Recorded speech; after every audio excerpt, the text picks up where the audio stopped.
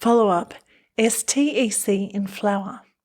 Last week, I wrote about Shiga-toxin producing Escherichia coli, STEC, in the context of a European Commission report about increased infections in Europe. I explained its prevalence, discussed case statistics, and summarised the sources of STEC infections for the period of the report, which was 2023. The outbreak foods in 2023 included raw unpasteurised milk cheese, ready-to-eat salad, iceberg lettuce, buttermilk, and bovine meat. What I didn't talk about was STEC in flour. Lucky for me, a fabulous reader wrote to tell me it should have been part of the story. The presence of STEC in flour has been top of mind in Europe since a deadly outbreak in France in 2022. More on that shortly. The reader told me about the issues she and her colleagues face in the ingredient and spice industry in Germany when it comes to sourcing STEC-free flour.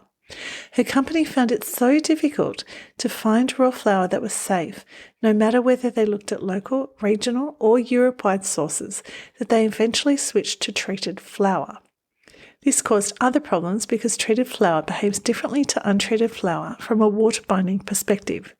And, of course, it's presumably also more expensive.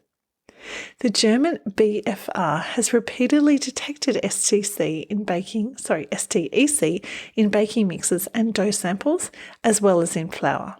The infective dose is very low, thought to be around 100 colony-forming units or fewer, and the bacteria can survive in wheat flour for 2 years. So here are 4 examples of outbreaks associated with flour and STEC. I'm going to start with the famous frozen pizza outbreak from France in 2022.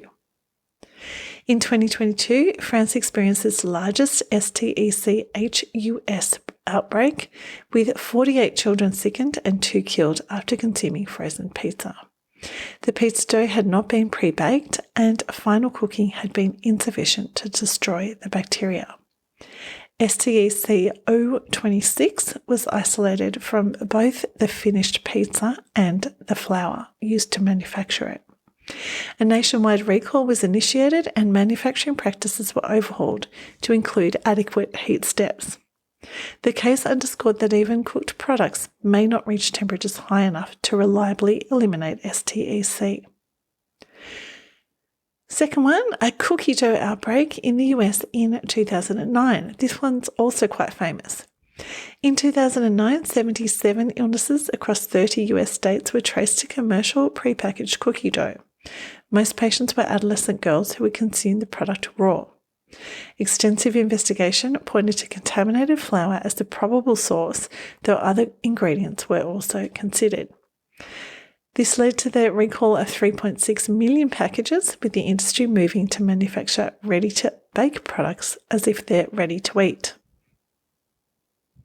Pizza dough mix outbreak, USA 2016. In 2016, 13 cases of STEC 0157H7 occurred across 9 states among consumers who'd eaten dessert pizza made with a specific pizza dough mix or breadsticks made with the mix. 8 were hospitalised, no one died. Although the dry dough mix did not contain the outbreak strain of STEC, it did contain other enteric pathogens across multiple samples. It's suspected that the thicker dough used to make dessert pizzas might have predisposed it to undercooking, because the same mix was used for traditional pizzas at the restaurants where patients had dined.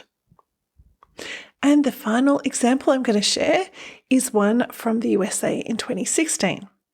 In 2016, flour produced at a mill belonging to a major brand, that's a flour mill belonging to a major brand, was linked to an outbreak of STEC that sickened 56 people, causing 16 illnesses and hospitalizations and 1 case of hemolytic uremic syndrome. Many of the patients reported consuming homemade raw cookie dough in the days before they became ill. The company recalled flour that had been produced during a 4-month period. Approximately 250 other products containing the flour were also recalled. Key takeaways for food professionals. STEC should be considered a hazard in dry goods such as flour. If it is present, it may have entered the flour during growing, transportation, or milling of the wheat.